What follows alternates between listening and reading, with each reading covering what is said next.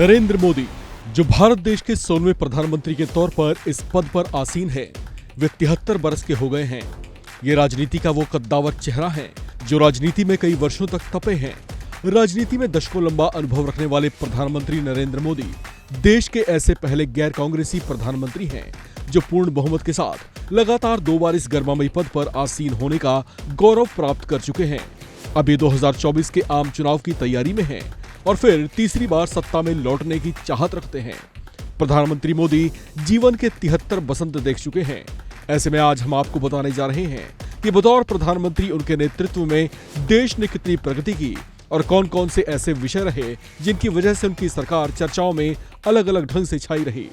प्रधानमंत्री नरेंद्र मोदी, जो गुजरात के वडनगर के रहने वाले हैं, जीवन के शुरुआती वर्ष इन्होंने बेहद संघर्षों में गुजारा। बचपन में पिता के साथ चाय बेच चुके नरेंद्र मोदी गुजरात के लोकप्रिय नेता के तौर पर उभरे और 3 बार वहां के मुख्यमंत्री रहे। 2014 में वे केंद्र की राजनीति में उतरे और सीधे प्रधानमंत्री पद की कुर्सी तक जा पहुंचे। इन वर्षों में मोदी सरकार के कुछ बड़े और चर्चित फैसलों ने कई बार देश की जनता को चौंकाया, कई बार जनता की सराहना के पात्र बने, तो कुछ फैसले ऐसे भी रहे जिनकी वजह से उन्हें आम लोगों की नाराजगी का शिकार होना पड़ा। इन्हीं में से एक फैसला था 3 तलाक का खात्मा। 19 सितंबर साल 2018 में देश में एक ऐसा फैसला लागू हुआ जिस पर मिलीजुली प्रतिक्रिया दिखाई दी। किसी ने इसे बड़ा फैसला माना तो किसी ने इसे जबरन थोपा गया फैसला बताया। ये फैसला शरीयत के 3 कानून के दुरुपयोग को देखते हुए लिया गया था।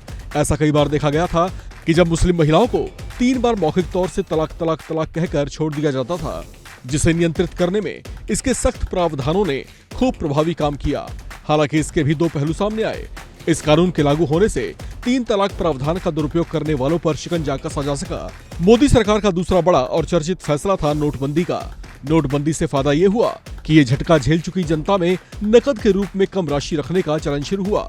लोगों में डिजिटल ट्रांजैक्शन की समझ बढ़ी और लोग पहले से ज्यादा कार्ड पेमेंट या यूपीआई के जरिए खरीदारी करने लगे।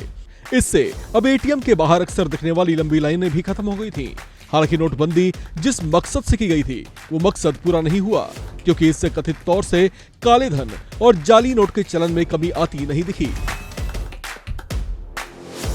मोदी सरकार का तीसरा बड़ा और चर्चित फैसला था देश में एक समान कर यानी जीएसटी को लागू करना।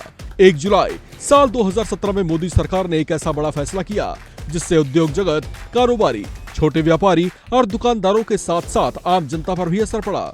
एक देश एक टैक्स की नीति के तहत जीएसटी यानी goods and service tax launch किया गया। ये लागू होते ही राज्य सरकार की ओर से लगाए जाने वाले तमाम छोटे छोटे टैक्स खत्म हो गए।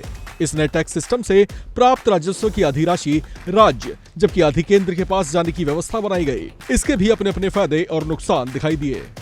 मोदी सरकार का चौथा बड़ा और चर्चित फैसला था सीएए या नागरिकता संशोधन अधिनियम को लागू करना। 10 जनवरी साल 2020 के दिन नागरिकता संशोधन अधिनियम को लागू किया गया। ये वो अधिनियम था जिस पर खूब जमकर हंगामा हुआ। इस अधिनियम के प्रावधानों के तहत मुस्लिम देशों के शोषित अल्पसंख्यकों को भारतीय नागरिकता देना है।